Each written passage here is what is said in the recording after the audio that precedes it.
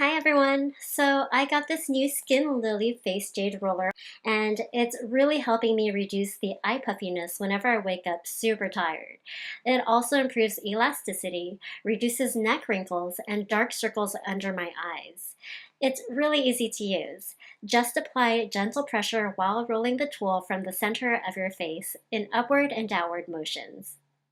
It's basically a facial massager that promotes anti-aging and stimulates the blood circulation.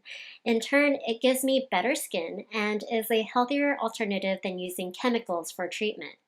I'm tired of using brand name creams that don't do much, so I decided to try this good old-fashioned solution that has been used by the most elite members of society in China.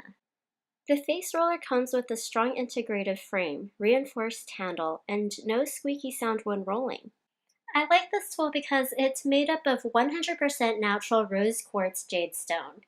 I use the larger stone to massage my forehead, cheeks, jawline, and neck, and the smaller stone for under the eyes and around the mouth. Not only does it help with exterior aesthetics, this roller massages tissues and organs just below the skin, and it helps get rid of toxins and waste in the body.